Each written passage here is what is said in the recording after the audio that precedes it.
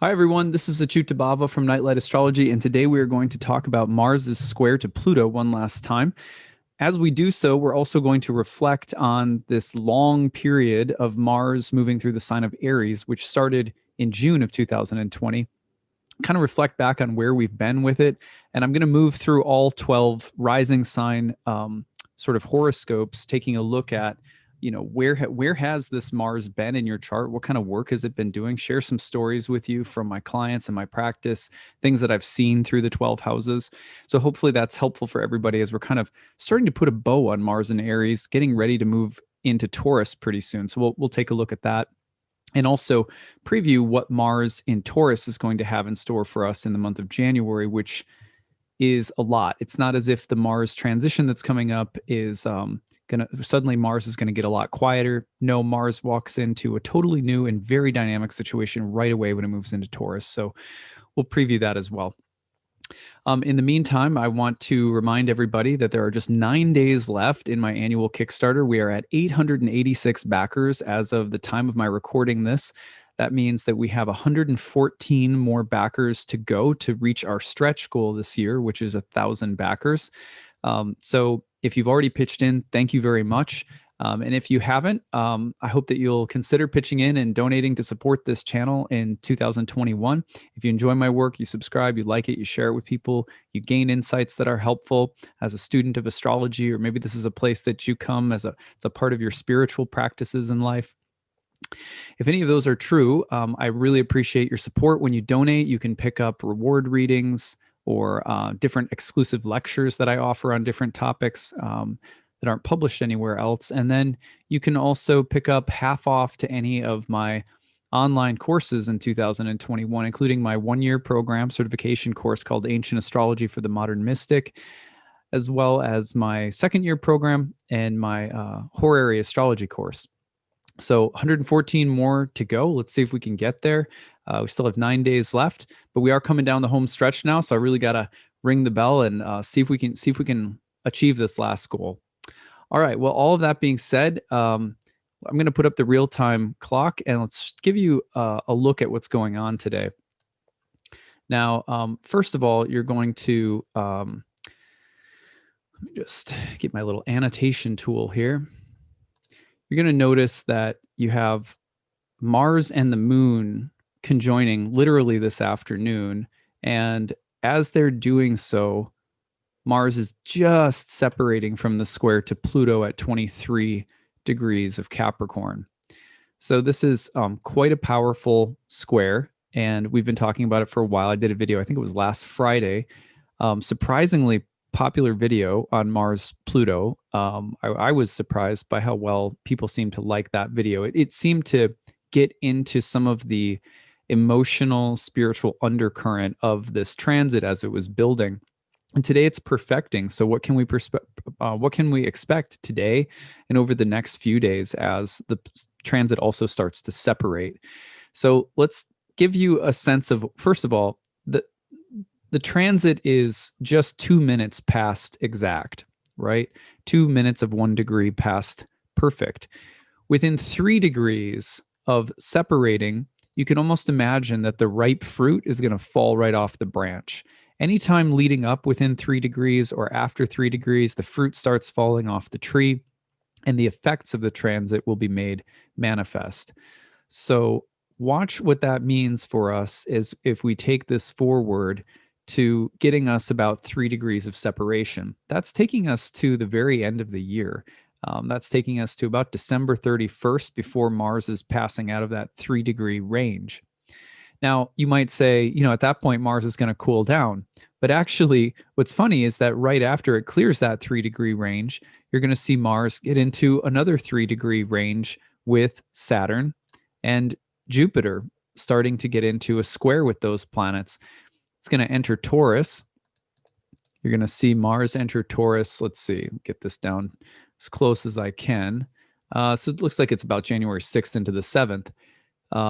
And as that happens, you're also going to see Mars coming into a conjunction with Uranus, right? So, and as it does so, it's squaring both Saturn and Jupiter. So this is so dynamic, and watch what happens if we just keep taking this forward and we get to about the exact day of the conjunction. Well, it happens to be Inauguration Day here in the United States. And at that time, you're also seeing both Saturn and Jupiter engaging with Uranus. Now, we're going to be spending a lot of time talking about that at the end of this month and into the beginning of January. So I'm not going to do a full treatment of that today.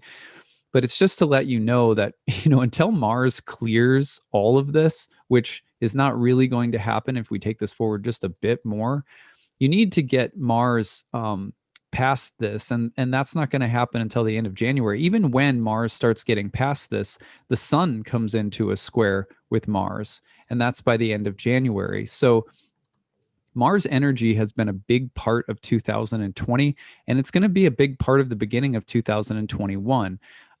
And you're going to see that really start to, you finally get this Mars energy sort of out of the picture, and really not until Mars enters Gemini. And that's not going to happen, just to give you a exact timing on that, right about March 4th. And the reason that it won't get out of trouble until March 4th is that it's at about that time that it gets out of the whole sign range of Saturn and Jupiter in Aquarius, which it will be influenced by. It'll be kind of getting an overcoming square from those planets all along, even though it's starting to separate by degree earlier than that. So not until Mars enters Gemini in early March are you really going to see Mars clear from the intensity that really began in June of 2020.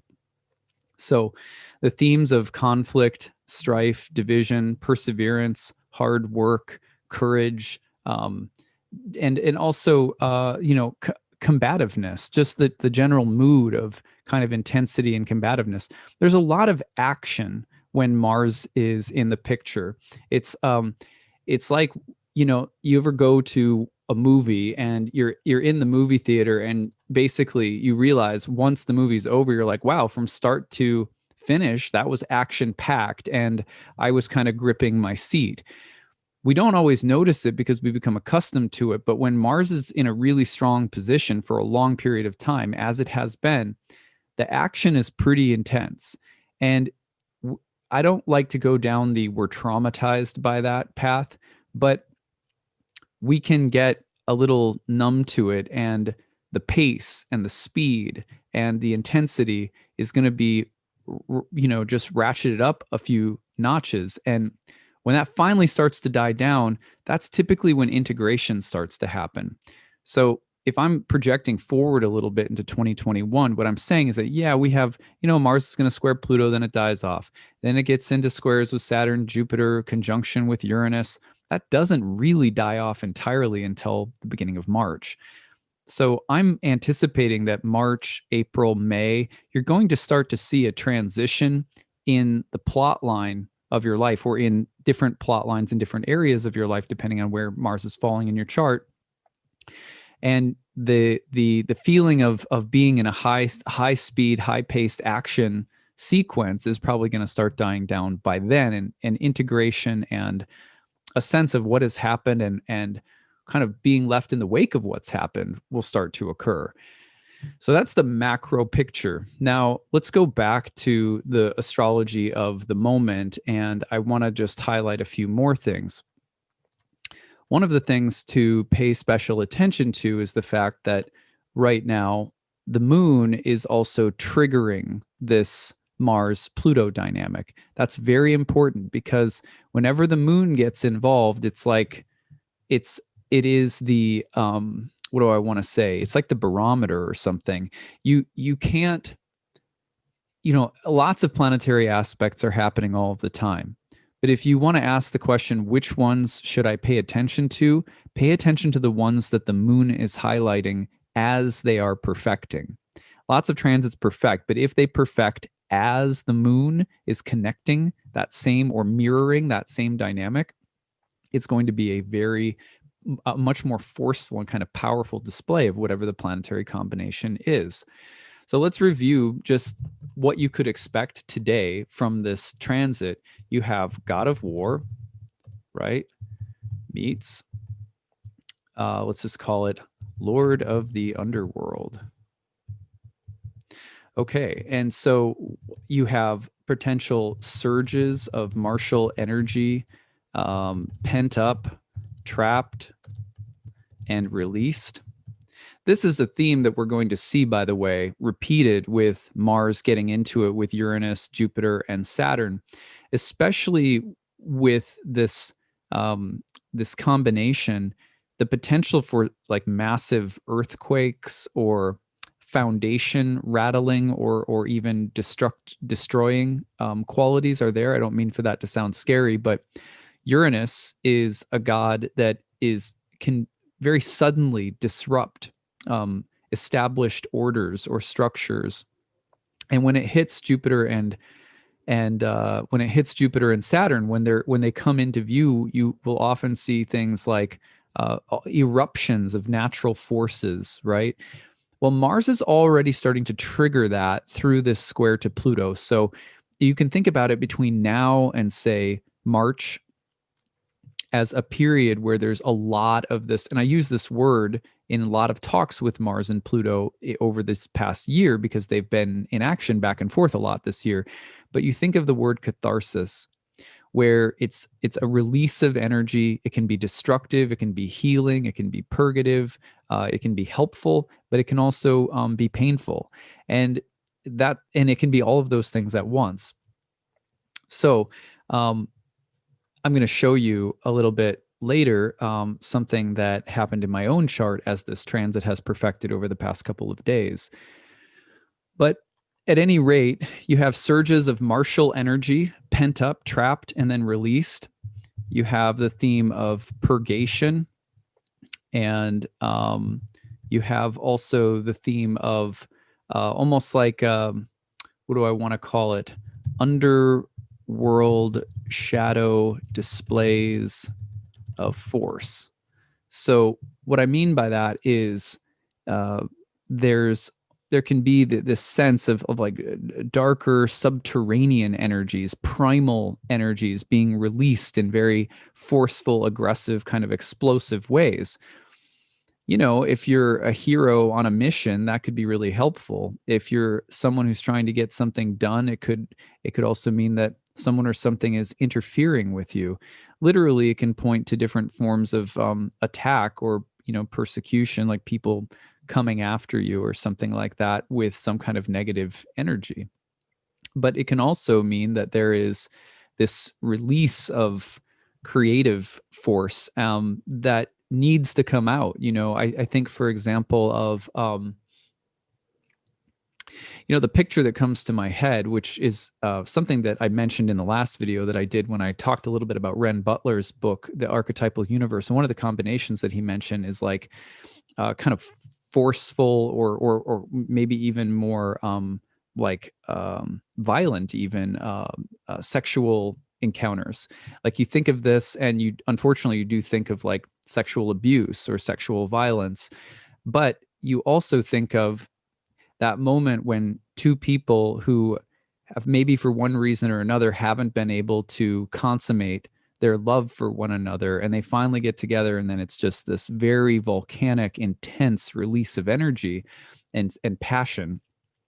And that can be a part of a Mars square Pluto dynamic as well, where it's like some force of passion is just being that's been held up, is being released.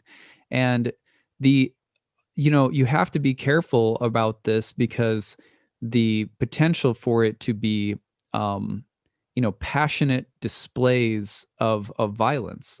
For example,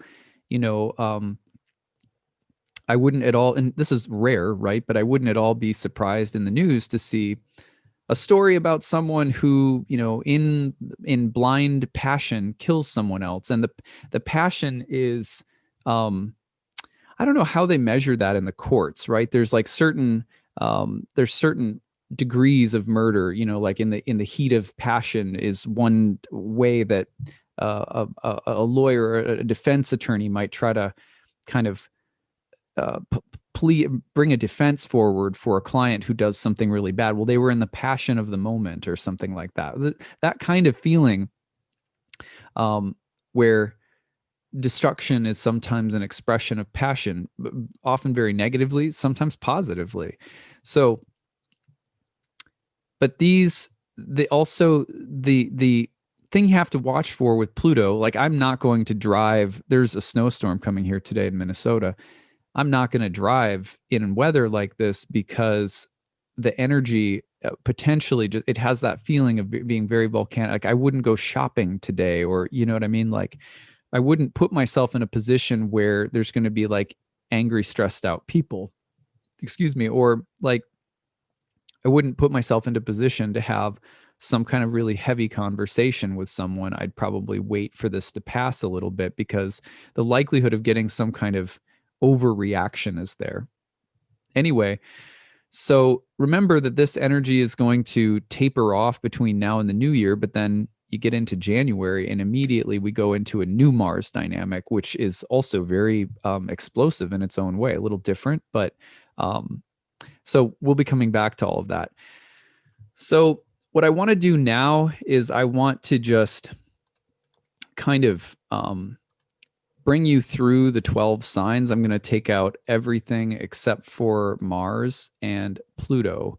And we're going to just take a tour through the 12 signs. And I'm going to share some stories with you from my client practice and from lives of people that I know and things like that, so that you can get a sense of what, you know, what's normal when you're thinking about these transits. You know, hold on just a second. Just adjust something, because you know it's like it's easy to hear all this, but then to apply it to your own chart is really really important. So let's see here.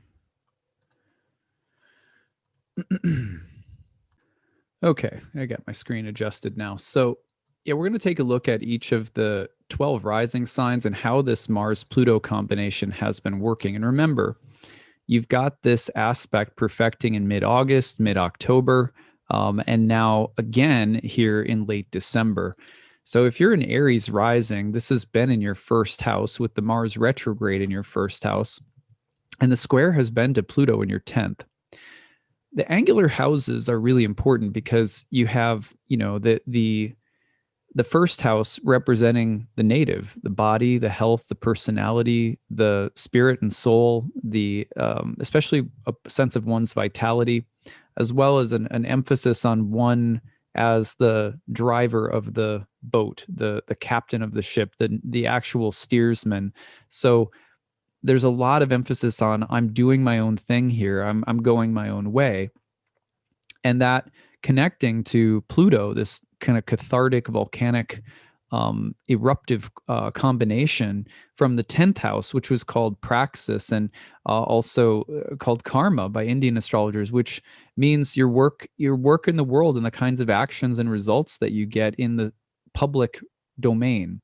So the connection for Aries rising between my own will, my own way, and very personal transformations of how I use or express my character in the world or my force of will and power and strength, and this kind of eruptive quality that wants to change how that shows up in the world or in the workplace or in terms of one's reputation. So that's how the combination's been playing out. And I have a client that during this time has gone through what I would call a kind of crisis of identity that has been intimately related to their career. Due to COVID, they got taken out of the workforce for a while, and they've been basically feeling really pent up and stuck and not knowing what's next. But then they slowly, especially during the Mars retrograde, started to consider, well, maybe this is an opportunity to redirect my whole life. And in fact, that's what they're doing now. They're really going to kind of take off in a totally new direction with their career. So that's been the process for them. And part of it has been about feeling kind of pent up and a big change in the career, and then kind of an identity crisis, and then a redirection. So that's an interesting story that matches. Let's go forward to Taurus rising. Now, this has been my own chart. So one of the things that is you're looking at is between house 12 and house 9. And the 12th house can be a place of solitude or isolation. It can be a place of self-undoing. And it can also be a place where there are, you know, certain like almost like hidden dimensions that you have to visit, like shadows in a sense. but also it can feel like you're caught in some kind of liminal space. Since June of this year, for me, and I expressed this in the Mars Pluto video, with Pluto churning and burning that inner kind of shadow work, you could say, from the ninth house, which is the place of religion, higher education, philosophy, beliefs, and so forth. I feel like I've gone through the way that I would describe it is that I've gone through a very deep exploration of my beliefs and philosophies, especially politically, and watching how they've changed, and watching. I mentioned some of it. I mentioned some of this in the Pluto Mars video that I did last week, but just going through a process of, what do I want to say? Almost, I feel like in this time, there's been ways in which I've recognized how unhealthy political life and political ideology is for me personally at all. And that's happened through a number of more difficult encounters that I've had. And so rather than going into them or anything, I'll just say that, there were mistakes and lessons that I feel like I had to learn about what to say, what not to say, what to express, what not to express, and also what is really worth my time and what isn't when it comes to political and sort of philosophical ideology about the world and social dynamics. And that was for me that was a very revealing and not easy transformation. Interestingly, I wanted to share this. In my own natal chart, the sun is here in the third house in the sign of Cancer, and it's at 23 degrees, which means that I've gotten square from Mars and opposition from Pluto to the third house sun. Third house sun is a place of siblings, family members. And one of the things that happened during this time was my sister got in a car accident and then had to have an emergency C-section to deliver her baby. And they were fine, but it was a really scary moment. And the other thing that happened just literally 2 days ago was that one of my family members on my mom's side, an uncle of mine, had a stroke. And we don't know, exactly how things are going to be yet. We're not sure like how much he'll recover or not. And that was really scary. That happened as Mars and Pluto also opposed the moon. During this time, we were selling our home. See, the sun in my third is also the ruler of the fourth house of home and property. And we also had someone break in and vandalize our home while it was empty on the market.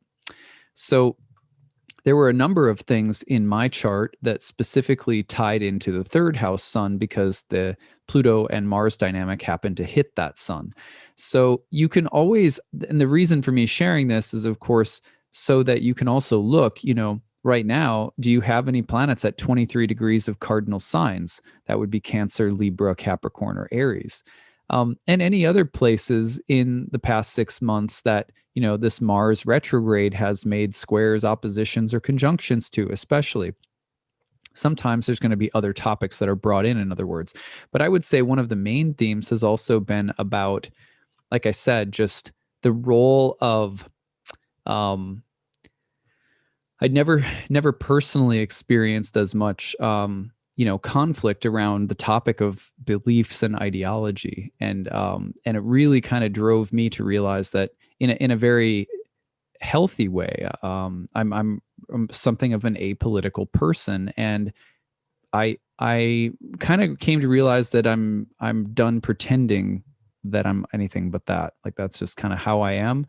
And that was really, for me, very relieving. But that didn't happen until I went through a number of different back and forth dynamics with that Mars Pluto, as so many events in the collective were happening that were so triggering of so many important and powerful, but also very contentious conversations that have been happening. So for me, it was like realizing also where, like, the hills I'm going to die on and the hills I'm not going to die on, and those that are self-destructive and those that are really helpful, and so forth. That's kind of a 12th house, 9th house dynamic. All right, sorry for the long story here, but I did want to use this at least to emphasize the importance of other planets that may show up in your chart during such a transit. All right, let's put Gemini on the ascendant. I've got a good story here. So the Gemini dynamic takes the Mars energy, puts it in your 11th house, but then it squares Pluto in the 8th house. So one of the things that you could see with Mars being emphasized in your 11th house, if you're a Gemini rising, is that the emphasis, the action, the conflict, the frustration, and maybe even some healthy conflicts that have led to positive dialogue and change would be within the realm of friends, benefactors, allies, groups of people in a general sense, but more specifically, groups that you belong to or play an important role in the development or cultivation of your professional life and your ambitions in the world. So there's been a lot of changes there. Now, they're being fueled by Pluto in the 8th house, which can have something to do with karmic debts or obligations, death, fear, anxiety about the future. Also, the entanglements that we have with other people karmically, where we're owed something or somebody owes us something. So I had a client who, during this Mars retrograde experience, was interestingly going through the organization that they work for was going through something of a scandal due to the mishandling of money that had happened, and some exchanges of money that had been inappropriate. I thought that matched so perfectly for the 11th house, 8th house Pluto dynamic, that there was this scandalous kind of corrupt stuff with other people's money that came up to the surface and really rocked the organization that they worked for. There's a lot of other variations on this. For example, I also have a friend who is going through this, where grant money for the organization that they work for, government grant money, came through unexpectedly, especially during COVID, and was able to give not only this person individually, but other people that they work with a really nice boost at a time that was really uncertain. And that came through during the retrograde. So, organizations, groups, friends, and then those deeper, intense dependencies that we have on other people, or things that come to us through other people, positive or negatively, that are, in this case, are going to play this huge, potentially transformative role. So let's put it on to Cancer rising. Now we have Mars spending all of this time in the 10th house. And that house, of course, praxis, action in the world, reputation. Sometimes Indian astrologers will associate this place with the concept of arta, which is sort of like power in the world, power, rank, notoriety, mastery, reputation, societal success. So you have those themes coming up with Mars in the 10th. And you're really looking at, well, what is my role? Where, what am I doing? What is my path? And there's actions, and then there's potential change of action, frustration of action, conflicts in the workplace, transformation of professional identity, and sometimes with the theme of, with Mars retrograde especially, right? I'm frustrated. I can't do what I want to do, or I have to change the approach or something like that. Now, what is that? What is that being fueled by? It's being fueled by some kind of change in the social dynamics or social fabric of your life, with Pluto, Lord of Death and Rebirth, affecting the 7th house, which broadly speaking pertains to your social relationships, or the sort of social hemisphere of life, but can also pertain to things like sexuality, love, marriage, partnerships, and so forth. So, for example, one of the things that I can share with you from my wife. My wife is a Cancer rising. And when we moved to Minnesota, of course, we had closed our yoga studio back in Maryland before we moved. And coming into a brand new place and a new community, and with COVID, trying to get new things off the ground before we had a sitter to help us. My wife works part-time, and usually we have a part-time sitter. So that the social fabric of her life in relation to her professional life was seriously put on hold, because we moved, and then we had a long time before we got a sitter, and sitters kept coming, and then they took another job and they would leave, and it was this like really intense thing. And the other thing is that connect in terms of the connection with marriage, the change that has been there for her is she's in some ways like going from full-time work down to part-time work, whereas I've kind of been the main breadwinner. And so that the transformation of her role in work has also changed relative to, changes in our marriage in terms of like I'm more of the breadwinner now, right?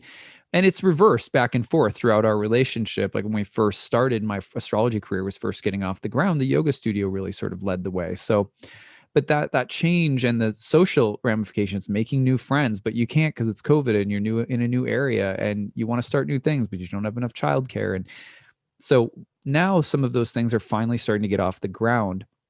And more during this time, collaboration has happened between the two of us with herbs and astrology. It's been gradually building. So these are just a few little anecdotes, but by the way, I did have one client with a Cancer rising who, in this case, got out of a marriage during this time. And so one of the things that you have to understand about that 10th house, broadly speaking, is that it pertains to your actions in the world.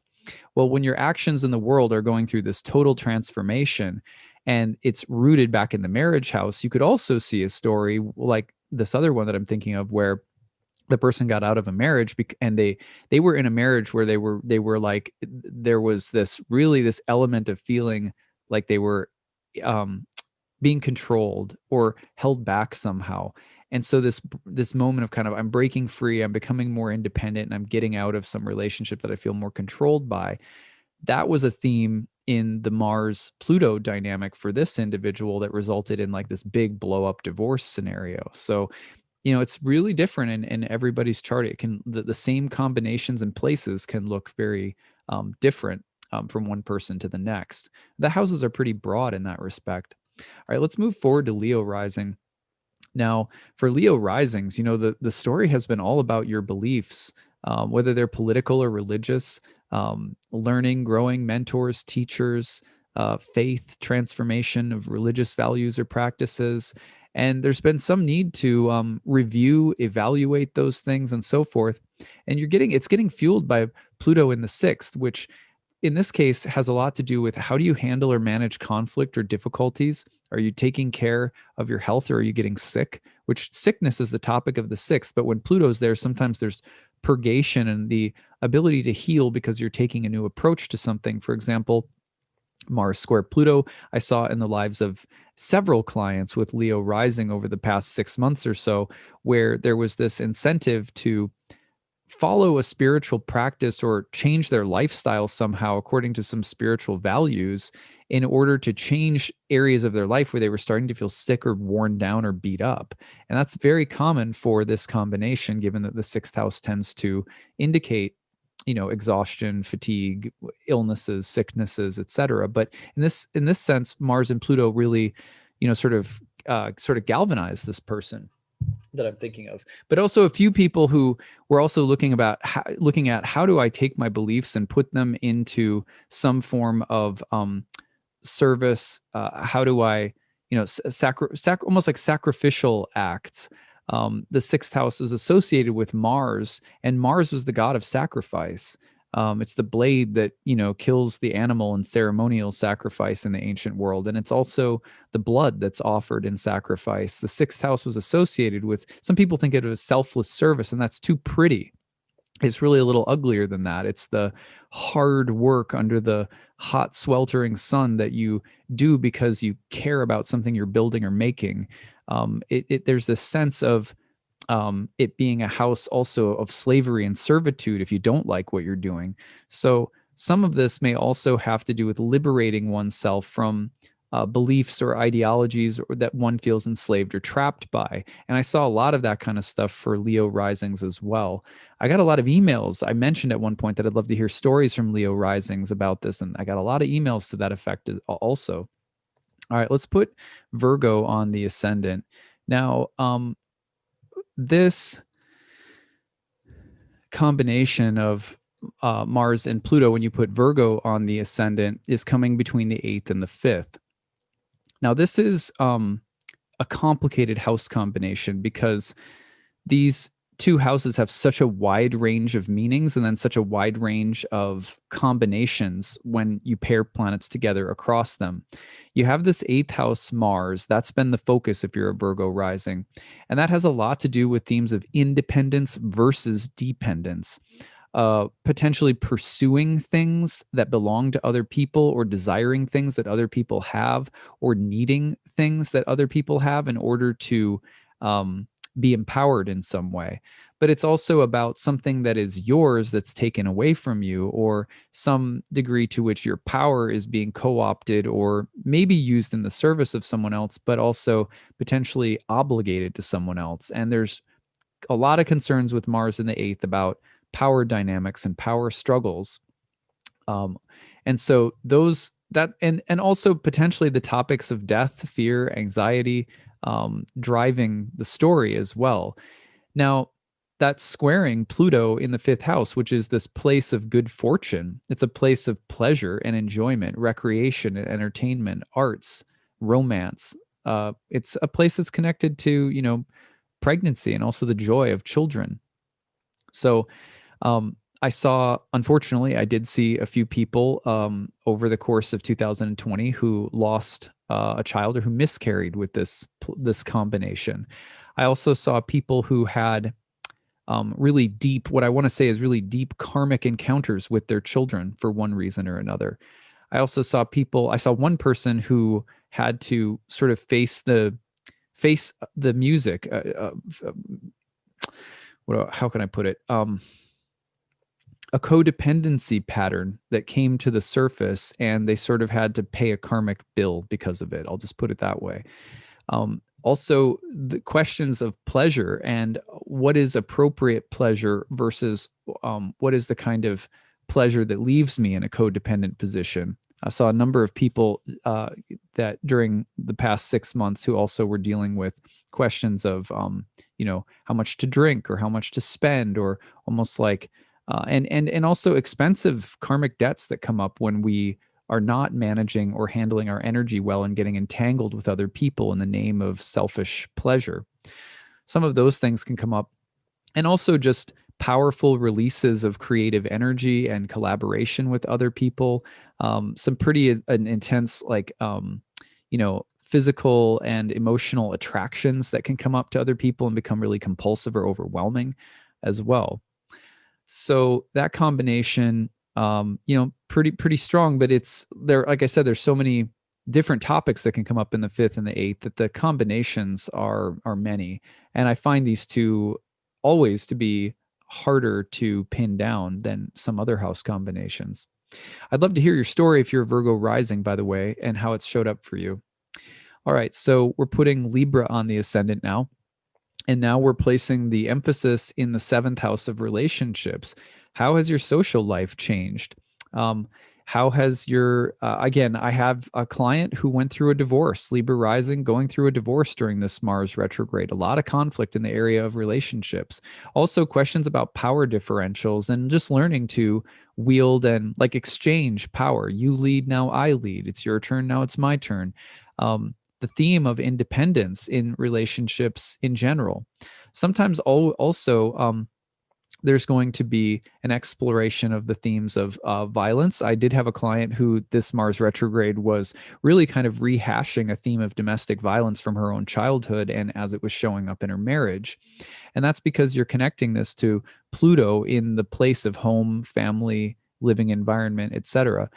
So this was a more volatile placement around domestic matters and relational matters for Librans in general. And one of the more straightforward combinations, frankly. Also, just how do you handle anger or frustration, and how is it related back to family, sometimes father in particular with the fourth house. So those are some of the things that came up, I noticed, for Librans. If you're a Scorpio rising, then this is between the sixth and the third. This is also a tricky combination because the third house is, in a sense, your everyday environment around you and the bustle and hustle and bustle of that environment. Now, Mars in the sixth is in its own joy, in its own sign, but it is suggesting a very martial like mental or emotional quality that's present, as well as a lot of challenges that have to be met and overcome during this time. So, for example, I will just say that, I during this time, I have a family member, right? It's, well, my sister, and I mentioned her earlier. She's a Scorpio rising. And during this time, she got in a car accident, the sixth house being a place of accidents and injuries. There was dealing with COVID at her nursing home that she works at. She's a occupational therapist.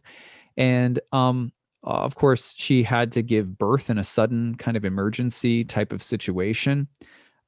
During this time, my mom and her partner got COVID. My dad had some serious health problems he was hospitalized for. So, one of the most common ways that I think you see this combination is just in terms of nothing that, I guess the thing that impacted her the most was the car accident and then the C-section where she had to deliver the baby because they were worried about the baby's health after the accident. But the point is that you often, the chaos is kind of peripheral in the cadent houses, 3, 6, 9, and 12. Anything that shows up in those houses sometimes impacts you less directly, but it's a big environmental circumstance. So third and sixth house for my sister, a lot of like environmental turbulence, which she came through just fine. But there's also been, just that feeling of like my environment is filled with hornets, and the hornets they're there. I don't end up getting stung, or if I do, maybe it's just once, but it can put you on edge and heighten that sense of tension and that there's a lot at stake. It can also feature conflict in the mind and conflict in relationships. But my sister also felt, I can tell you this just from talking to her a lot, she feels like she's very happy to be on the front lines, working in a place where there's people who have COVID, and she's happy to do things that are self-sacrificing. She's happy to be in the fight as a good Scorpio, right? So intense situations for Scorpio rising sometimes bring out your best. And there's going to be this sense of like, yes, you soldier through some things, but you really earn your stripes as a result, or the payoff can be really big as a result of kind of going through it all. Okay. So, okay, sorry, moving it forward. Here we go. So Sagittarius. If you put Sagittarius, you're going from the 5th to the 2nd. So now we're getting back into that place of the place of good fortune, but we're now relating it back to Pluto in the 2nd place, which is related to money and finances, income and expenditures. So a couple of things. I have a couple of good Sagittarian stories from clients that I think you'll appreciate. One is that I have a story of a client whose daughter got in a car accident and she had to fork out a huge amount of money to help buy a new car. So, because daughter didn't have enough to buy a new car was totaled, amount received from the total car was not enough to really get a new car. So they had to invest in a new car. Now there's that kind of the signature of Mars in the 5th house of children, connected to money, Pluto, and this kind of cathartic, explosive event. And this has happened several times now since June, right? So, but that was one event that showed up that I thought was pretty powerful. Another one was that the theme of needing help from a child financially. I did speak with an older woman who was close to retirement and got let go from her job, and then her was it her daughter, her son, one of her kids had to step in and give her some money so that she basically could survive during this COVID time. So there's a lot of really intense stories out there right now, just in general this year. But those are, 2nd house, 5th house stuff, money and kids, a lot of connections there. I also think you could look at the potential for spending money in ways that are reckless or frivolous, like gambling or some kind of addiction or some kind of hedonistic pleasure. That's a potential here, as well as I did talk to someone as this was perfecting who was getting ready to invest in Bitcoin. And so that kind of like, am I going to hit the jackpot? Am I going to spend on something big? There's a little bit of a gambling streak in the fifth house as well. So you can see some connections between those topics. I also had one person who was thinking of leaving their job and using their savings in order to start trying to make a movie. And I thought that was an interesting expression because they want to make this big creative shift in their life, fifth house. They're going to draw on, their savings. And they were asking, if that's a good idea. And I was like, well, you have to be really careful with that, obviously. And so there's a lot of ways you can end up addressing that. I won't go into too much more detail, but that question is a little like, you should be stressed out about a question like that with these planets, especially when Mars is retrograde. Anyway, so let's go forward into the side of Capricorn. And now we're taking Mars and we're placing the emphasis in the fourth house of home and family, roots, foundations, and we're connecting back to the first house, which is a place of identity. So I have a Capricorn rising father. So my dad is a Cap rising, and he went through a really tumultuous breakup, and my sister and I sort of helped him out in finding a new apartment to move into after breaking up with his girlfriend. That was a story of his. You can see that, how it's like this big fundamental change in your life that's so personal, so transformative. And for him, one of the biggest things was that it related to suddenly having to find his own place to live. I also had I had a client who was during this time had moved, relocated, didn't feel like they knew who they were in this new place, and was having to kind of go through this really deep existential moment while this new house that they bought was also having a lot of repairs done on it because it was kind of a fix me up. So they were like in this really trashed house in this new place, and it was like there was like saws and pounding and like all this stuff going on, and they were feeling like I don't know who I am. And they were feeling like they were kind of being driven mad by it. On the other hand, you could see this transit as one that suggests the confrontation with fundamental issues from the past or from your home or family, and some kind of healing catharsis that could come. For example, if you're someone who struggles with, being able to assert yourself, or someone that, not often a problem for Capricorn risings, but if you're someone, let's say, who has a trouble asserting yourself in relation to your parents, maybe you jumped a hurdle and, learned how to do that. Maybe there's some way in which Mars at the roots has become stronger for you, and that's led to you to changing as a person. Okay, let's go to Aquarius rising next. If you're an Aquarius rising, you've got the energy from the 3rd to the 12th. Now, this is a little bit similar from the 3rd to the 6th that we saw a little bit ago. But okay, so if you're an Aquarius rising, you've got Mars in the 3rd house. Now that's that environment, the kind of hustle and bustle of the environment around you, including neighbors, siblings, family members around that have some kind of close proximity to you. And this is stuff that's happening around you. It's not as personal, but it can be like that the busyness of the bees just all around in your environment. And I say bees in this case because there's that stinging, edgy, martial quality.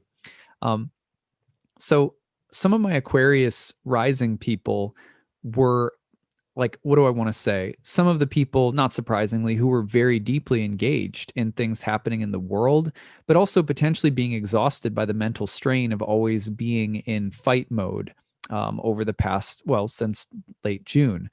You could also see the potential here for things that are said or spoken or communicated to potentially be more explosive or transformative, intended or not. So, a lot of Aquarius clients that I've spoken with over the past 6 months have had more volatile communication dynamics and the need to express their mind in very powerful ways, but sometimes also looking at the shadow of what that does to certain relationships or other people or so forth. So another thing here would be breakdown in, this is a very specific story. I'll just put it this way. So I had a client who also had changed for, basically they their car got to the point where it needed a repair that was too expensive. And so they realized they were going to upgrade. So they upgraded to an electrical car. Isn't that interesting? Because essentially what you have is this big transformation around your everyday travel, your everyday movement, that the car breaks down and then they get an electrical car and switch over to this totally new technology. I thought that was an interesting expression of the 3rd to 12th as well. All right, if we put Pisces on the ascendant last but not least, the focus is on changes around money and finances, but it's also being fueled by Pluto in the 11th house of friends, groups, etc. I have a Pisces rising friend who was a part during this past 6 months, who was part of an organization that was splitting. So basically, someone within the organization was leaving to start their own company, and they had to decide because they were offered a role, increased role at one company, same role, more pay at the other. It was something like that. You know, it was like really like big decision about where to go. And you know, here's business, money, finances, and this big kind of atomic split within an organization or group that this person worked for. So that was really a fascinating expression of this. Also, I saw a number of people with this as people who were laid off from their work because of COVID. Unfortunately, that one was pretty prevalent. But also, you could say that there's an entrepreneurial impulse behind this one. Let me start a new group or organization or draw on the support of others to launch some new product or business idea. And also, I did see someone who also got involved in a charitable venture to be more involved in environmental stewardship. It was like a really big theme. And that was also kind of a cool theme, connecting Mars to the 11th from the 2nd house. So they put a bunch of their money and resources and even some of their time to volunteer and give to this environmental organization.